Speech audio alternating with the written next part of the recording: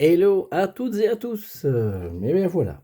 Aujourd'hui, je voulais vous parler d'un bon vieux défi fantastique. Alors, il s'agit donc de l'Anneau des Serpents de Feu de Sir Ian Livingstone. C'est un défi fantastique qui est sorti dans la dernière fournée des défis fantastiques. Sorti en anglais sous le titre Port of Peril en 2017, traduit donc l'Anneau des Serpents de Feu en 2018 chez Gallimard, bien sûr. Alors, d'abord et avant tout, l'objet en lui-même. Donc, on le voit, c'est ce qu'on appelle une V5, une fameuse cinquième édition. Au niveau du format, on le voit, elle est plus grande que l'édition anglaise et, bien sûr, plus grande que les bons vieux V1 auxquels on a l'habitude. On le voit, c'est plus grand et c'est plus large. Ok. Euh, un bel objet, couverture souple, quatrième de couverture avec évidemment un résumé de l'aventure. Bon, très bien. Les illustrations intérieures sont de Vlado Krizan, on en reparlera, on aura l'occasion bien sûr d'en reparler. On en a déjà parlé à de nombreuses reprises, ça fait polémique. La couverture de Robert Ball, on aime bien sûr ou pas, hein, c'est moderne et coloré, on en reparlera également.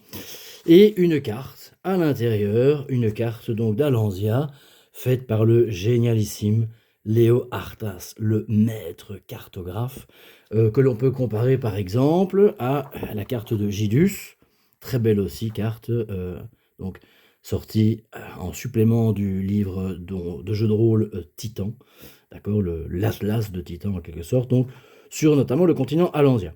Alors l'aventure va se dérouler précisément dans cette zone-ci, en fait entre Calice et Port au Sable Noir, que je rapporte donc ici, entre Calice, ici, puis on aura l'occasion d'aller dans la forêt des ténèbres, dans les collines de la pierre de lune, puis descendre, voilà ici, le fleuve du Poisson-Chat pour aller bien sûr jusqu'à Tala, port du Sable Noir, ville légendaire ô combien. Voilà, l'objet est un bel objet, ça ma foi, au niveau qualité, il n'y a pas de doute, Gallimard sait y faire. Petite précision, il existe bien entendu, à la fin du livre, le petit dossier, les archives de la Lanzia, avec du lore et encore du lore, spécificité, exclusivité française, les Anglais nous l'envient, et bien sûr quelques petites pubs. Ok, très bien. Donc, au niveau de l'objet, on en a parlé, maintenant l'aventure en elle-même. L'aventure, elle est, on va dire, d'un côté extrêmement classique pour un défi fantastique, mais d'un autre côté, il y a quand même quelques points un peu originaux. Déjà, on commence comme un clochard, en fait, hein. On est vraiment un clochard, un aventurier à la dérive, obligé de fouiller les poubelles pour bouffer à Calice. Voilà, pas terrible. Dans nos errances entre deux aventures et entre deux dépressions, on tombe d'une manière un peu incongrue ou un peu saugrenu même, sur une carte au trésor qui a l'air d'être complètement pourrie, qui a l'air d'être une arnaque, mais bon, on se dit qu'on n'a pas grand-chose à faire de plus, et donc, eh bien, ma foi, pourquoi pas, allons-y. Donc, on se met en chasse au trésor. Alors, on le voit, il y a déjà presque un peu d'humour. Petit regret, tout petit regret, mais au niveau éditorial en tout cas, alors que dans l'aventure en français, on a une image de cette carte au trésor, mais c'est juste un détail un peu assombri de la carte de Léo Artas. Ben voilà, dans la version en anglais, c'est la même chose, mais avec le parcours, avec le pointillé. Alors c'est pas grand-chose, c'est un petit regret, mais qui n'est pas très important, mais bah, j'aurais bien voulu que, tant qu'à faire, dans la version en français, puisque la carte est en français ici en anglais, bah, j'avoue que j'aurais apprécié que les pointillés soient également présents dans la version française. Mais enfin, ça, ma foi, c'est un petit détail. Ok, alors l'aventure en elle-même va se dérouler grosso modo en 6 parties. 6 parties qui donc, sur 400, les 400 paragraphes habituels, 6 parties qui seront relativement brèves en fait. Première partie, on est donc au village de Calice. Bon, en gros, on se prépare un petit peu à l'expédition. Ok, sympa, une bonne petite première partie, un peu frustrant, j'aurais voulu en connaître un peu plus, mais enfin. Deuxième partie, ben, on se rend dans une grotte, hein, labyrinthique, à la recherche de ce fameux trésor dont on a la carte. On en reparlera, là, à mon avis, la moins bonne partie de toutes. Troisième partie, eh bien, on va au travers de la forêt de la malédiction, c'est le retour à la forêt de la malédiction, pour aller en fait tout simplement voir notre vieil ami Yastromo. Quatrième partie, c'est le trajet de la forêt de la malédiction, en passant par Largo pour aller jusqu'au port au sable noir. Plutôt sympa, pas mal de lore, on en reparlera, pas mal de... enfin, des chouettes parties, une chouette arrivée, très belle arrivée à Port au Sable Noir. Cinquième partie, eh bien, on est dans la ville de Port au Sable Noir, on peut faire un peu de shopping, on peut faire quelques rencontres, et puis surtout on se prépare à la sixième et dernière partie, qui est, ben, grosso modo, la rencontre finale, le big boss de fin de niveau, qui n'est autre que Zambarbone. C'est le retour de Zambarbone parmi nous. Ouh là là, on en a des choses à faire. Donc, on le voit, une aventure somme toute assez classique, avec du déplacement, avec des lieux variés, plutôt un point qui, moi en tout cas, me plaît. Alors, ce qui est rigolo dans cette aventure, c'est qu'il y a beaucoup de fanservice, en fait. Hein, on sait bien que Ian Livingstone fait des clins d'œil, souvent dans ses récents défis fantastiques. Les illustrateurs font parfois des caméos, mettent parfois des visages de gens connus depuis le début. Dans les derniers défis fantastiques, souvent, voilà, il y a une petite référence, pour les amateurs en tout cas. Par exemple, le trésor que l'on recherche, c'est le trésor du légendaire Trom le barbare, que l'on avait rencontré, évidemment, lui et ses fameuses et magiques lunettes de soleil. Ce n'en sont pas, c'était une blague. Mais voilà, le fameux Trom le barbare rencontré dans le labyrinthe de la mort. Ok. Où on va rencontrer un nain de Pont de Pierre qui s'appelle Grand Nez et qui est le cousin de Gros Mollet et de Timolet que l'on avait rencontré dans La Forêt de la Malédiction ou dans L'Œil d'Émeraude. Donc voilà, on va finir par connaître un peu toute la famille de ces nains de Pont de Pierre.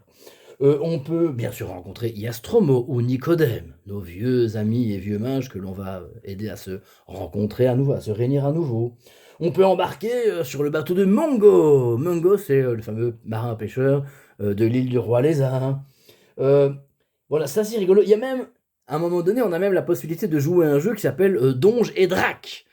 Je rappelle que Games Workshop était distributeur officiel de Donjons et Dragons, bien sûr, à l'époque. C'est d'ailleurs comme ça que tout a commencé au niveau des livres Donjons et Héros avec des règles. Et donc voilà, il y a plein de petites références, plein de petits clins d'œil. C'est assez rigolo.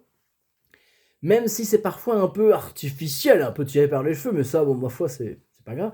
C'est parfois un peu décevant, un peu frustrant. Par exemple, j'avoue que la partie dans la forêt de la malédiction, je sais pas, j'aurais voulu vraiment vivre ce retour dans la forêt de la malédiction qu'en fait, voilà, je n'ai pas vraiment ressenti comme ça. C'est comme si la forêt de la malédiction avait perdu un petit peu le goût de la forêt de la malédiction, quoi, un petit peu. Bon, voilà, c'est un détail, on me fait plaisir avec un fan de service et je me plains. Je suis un enfant gâté, qu'est-ce que vous voulez? C'est comme ça. Mais bon, d'une manière générale, je trouve quand même que l'intention est louable et on aime ou on n'aime pas. Moi, j'avoue que voilà, ça me fait marrer, je rigole.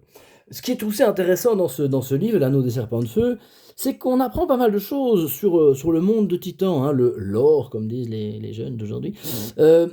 On apprend pas mal de choses. Bah déjà, voilà, à quoi ressemble la ville de Calice, la ville de Largo, une magnifique, vraiment très belle arrivée à Port au Sable Noir. Vraiment un paragraphe que j'ai trouvé avec une certaine portée littéraire, ce qui n'est pas si courant que ça dans les défis fantastiques, par exemple. On a aussi voilà, quelques monstres hein, assez originaux, la confirmation de l'existence de la poudre noire, puisqu'on peut même carrément tomber sur un pistolet à silex, un pistolet de pirate. Ça a été l'objet d'un certain débat autrefois, mais il n'y a pas de doute, la poudre noire existe dans Titan, même s'il est rare. Il y a quelques scènes aussi qui sont plutôt chouettes, plutôt sympas.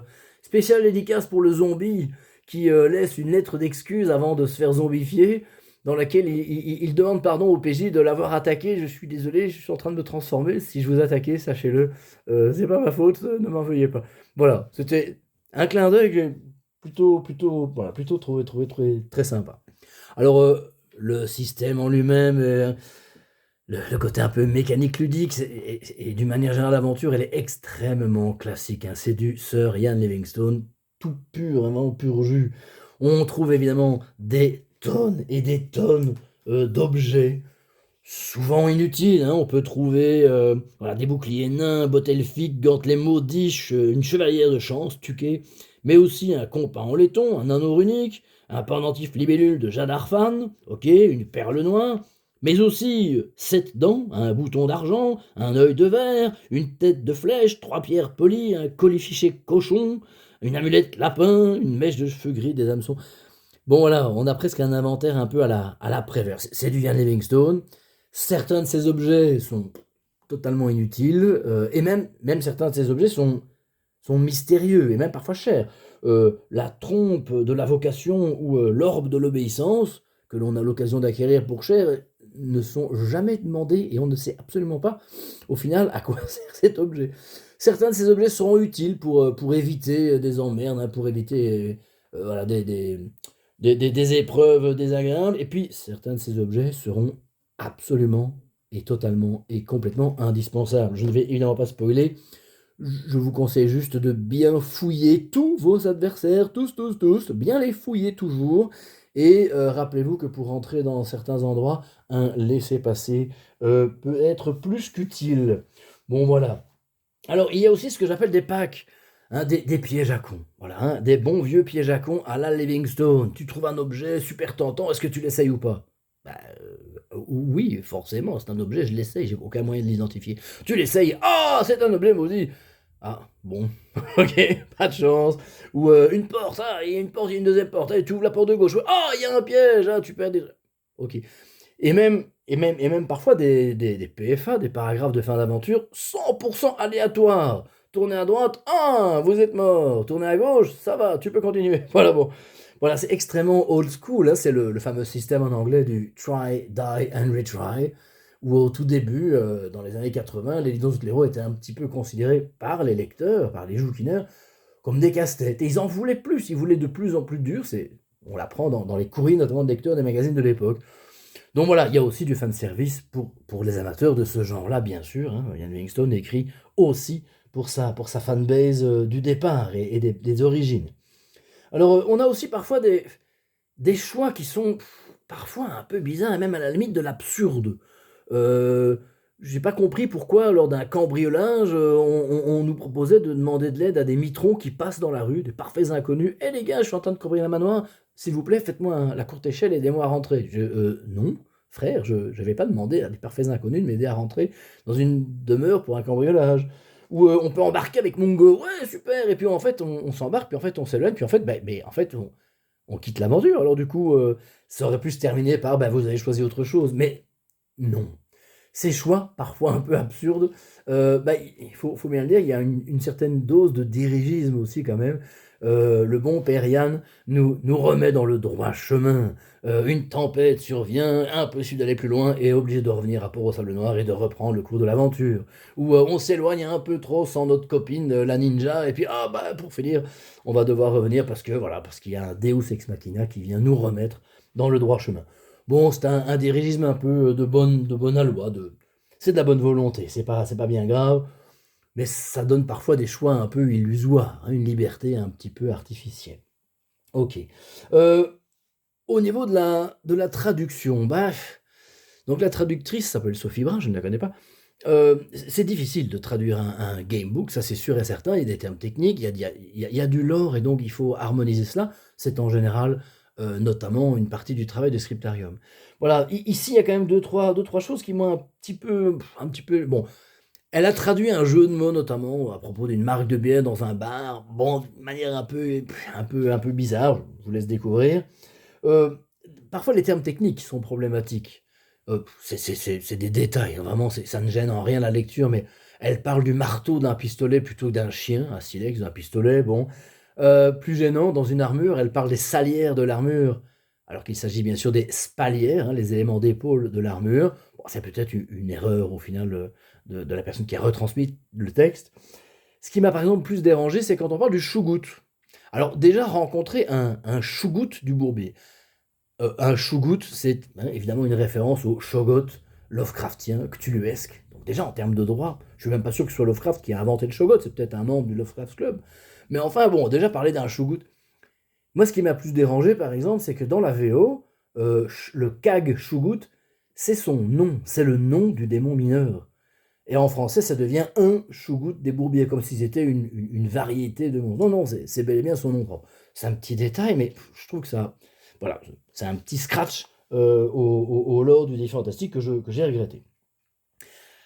Alors, au niveau des illustrations, bah, évidemment, c'est toujours le point un petit peu délicat. La couverture de Robert Ball, bah, voilà, on aime ou on n'aime pas, c'est plutôt pas mal réussi, c'est coloré, c'est moderne.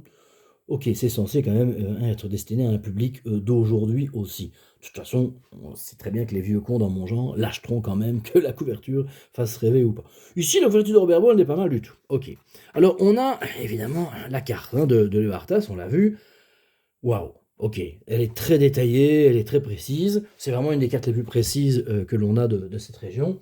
Et pour la petite histoire, pour ceux qui ont la chance de pouvoir, avoir la version collector du Sorcier de la Montagne de Feu, sortie récemment, on l'a, cette carte, carrément, en tout cas un tout petit peu resserrée, hein, mais presque complètement et en couleur surtout. Voilà, ça c'est Léo Artas, respect total, c'est vraiment mes illustrateurs préférés de ce côté et cartographe incroyable. Les illustrations, de Krizan maintenant. Déjà au niveau éditorial, je regrette parfois certaines maladresses, je trouve.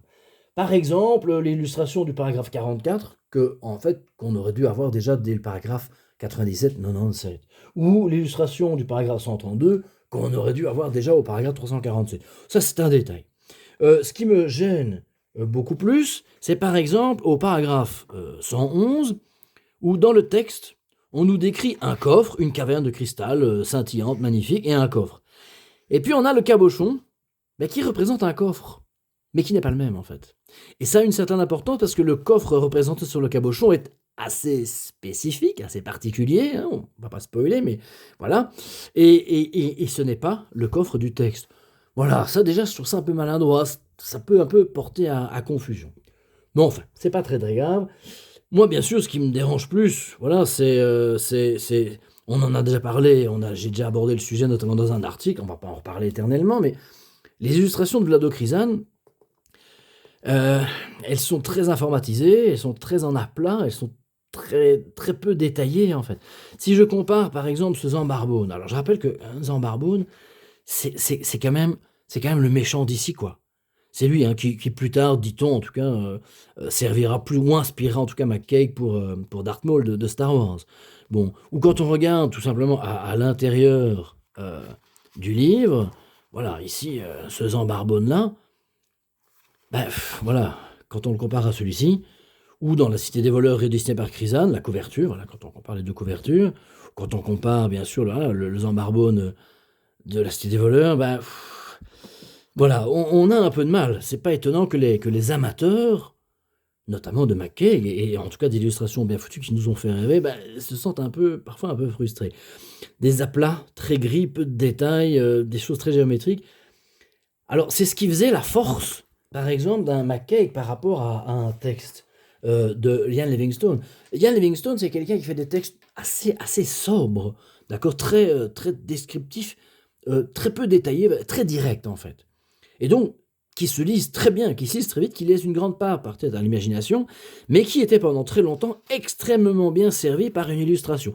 Cette illustration-ci est vraiment un cas d'école. Quand on lit le texte et quand on regarde l'illustration, il y a beaucoup plus dans l'illustration. L'un était en complémentarité avec l'autre, et donc l'un enrichissait l'autre. La simplicité du texte venait mettre en valeur l'illustration, et la richesse de l'illustration venait creuser une espèce de troisième dimension dans le texte, en fait. Ça, c'est quelque chose que j'ai beaucoup apprécié avec les illustrations de McCaig.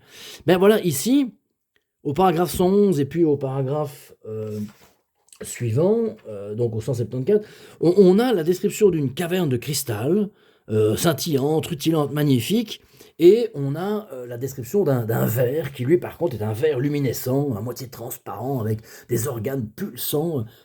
En gros, un endroit hyper beau et magnifique, avec une créature absolument immonde et dégueulasse. C'est en fait, en quelque sorte, un oxymore, si je puis dire, pictural. La différence entre l'endroit superbe et le monstre terrible. L'interprétation de Vlado Krizan, c'est ceci, en fait. La caverne de cristal rutilante et magnifique se résume à des formes géométriques grisaillantes et extrêmement simplistes. Et le verre luminescent avec les organes pulsatiles et... pardon, mais enfin, ça ressemble un peu à un étron, en fait, hein, je suis désolé de le dire. Je le regrette, d'autant plus que si on, je l'ai déjà dit, je le répète, si on regarde le ArtStation de Vlado Krizan, on voit que c'est quelqu'un qui a tout à fait les moyens et tout à fait la compétence. C'est un illustrateur très convenable, mais soit qu'on ne lui ait pas donné les moyens, soit qu'on ne lui ait pas donné le temps, soit quelle que soit la raison. Voilà, je suis assez déçu, je trouve que cette histoire aurait pu être mieux servie par des illustrations, voilà, meilleures que celle-ci, en soi. Je trouve ça vraiment, vraiment très dommage. Mais bon, d'une manière générale, voilà, en conclusion, c'est un défi fantastique convenable, moyen, dans la moyenne d'un défi fantastique, ça ne restera pas le DF de la décennie, hein, ça ne restera pas dans les annales, mais il y a des tas de choses intéressantes. Le lore, hein, voilà, tout ce qu'on apprend sur le monde d'Alansia, sur le continent d'Alansia, évidemment, est tout à fait intéressant. Les clins d'œil, hein, voilà, les références, les petites notes d'humour, tout ça est très bien. J'ai trouvé que ce défi fantastique était très très convenable, le cul vautré dans un sofa, un bon gros chocolat chaud à la main, un dimanche après-midi sous la grisaille belge. Et bien voilà, c'était très correct, très très convenable. Ma foi, je n'ai absolument pas à me plaindre, même si encore une fois, je ne pense pas qu'il restera non plus dans des souvenirs impérissables. Voilà, j'espère que cette petite review vous en aura appris un peu plus, vous aura donné pourquoi pas envie de le lire un dimanche après-midi sous la pluie. Et comme Sir Yann termine son aventure au paragraphe 400, je vous souhaite May your stamina never fail. C'est grosso modo la dernière phrase du livre. N'oubliez pas, bien sûr, de soutenir le 360, et d'ici là, jouquinez bien. Au revoir.